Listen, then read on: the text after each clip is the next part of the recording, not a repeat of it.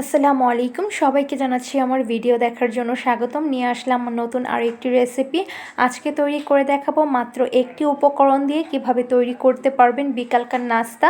তো চলুন কথা না বাড়িয়ে পুরো রেসিপিটা দেখা যাক। রেসিপিটি দেখার আগে অবশ্যই এই ভিডিওতে একটি লাইক করে দিবেন।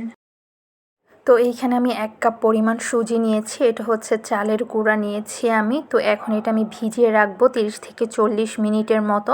তো এইখানে আমি পরিমাণ মতো পানি দিয়ে দিচ্ছি। তো এইখানে আমি মোট 1 কাপ পরিমাণ পানি অ্যাড করব। আপনাদের সুজির পরিমাণটা যদি বেশি হয় তাহলে আপনারা সে অনুযায়ী পানিটা ব্যবহার করবেন। আর আপনাদের হাতের সময় যদি কম থাকে তাহলে 5 থেকে 10 মিনিটের মতো ভিজিয়ে রাখলেই হবে। তো এইটা আমি এক সাইডে রেখে দিব। 30 থেকে 40 মিনিট পর আবারও আসছি। তো 40 মিনিট হয়ে গেছে। এখন এর মধ্যে আমি কিছু উপকরণ দিব। আমি আবার ওইখানে পানিটা অ্যাড করব। তো এইখানে আমি 2 টেবিল চামচের মতন পেঁয়াজ নিয়েছি, 2 টেবিল চামচের মতন ধনিয়া পাতা, আর হচ্ছে 1 টেবিল চামচের মতন হচ্ছে মরিচ কুচি নিয়েছি। ঝালটা যে যেরকম খান সে অনুযায়ী দিবেন। এখন এর মধ্যে আমি সবগুলো দিয়ে দিচ্ছি।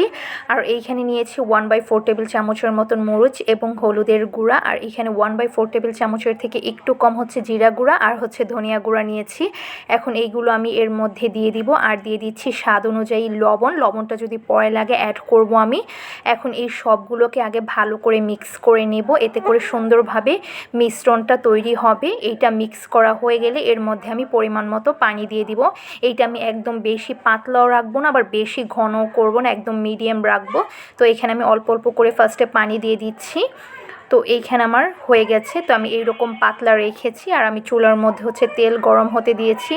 তো তেলটা যখন গরম হয়ে আসবে তখন এর মধ্যে আমি যেই মিশ্রণটা তৈরি করেছিলাম সেইটা দিয়ে দিব। তো এখন এটা আমি চামচ দিয়ে একটু সাইডে দিয়ে দিচ্ছি। তো এইটা আর কিছুই করতে হবে না, এখন এটা ঢেকে দিলেই হবে। আর এটা হচ্ছে মিডিয়াম রাখতে হবে চুলার আঁচটা। তো এটা আমি ঢেকে দিব, আর কিছুই করব না।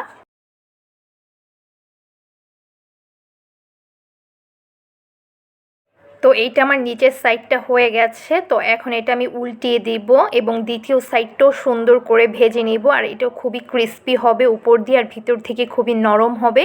তো এটা আমি আবারও ঢেকে দিচ্ছি।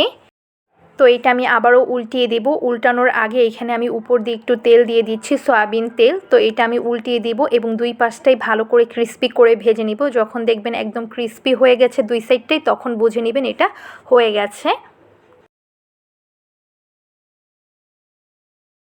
তো দুই পাশটাই ভালো করে ভাজা হয়ে গেছে আর ভিতরটা খুবই নরম আর উপরটা খুবই ক্রিস্পি থাকে, খেতে খুবই মজা। মাত্র একটি উপকরণ দিয়ে তৈরি করে ফেললাম এই মজাদার নাস্তাটি। আর অবশ্যই এটা বাসায় ট্রাই করবেন, আপনাদের কাছে অনেক ভালো লাগবে।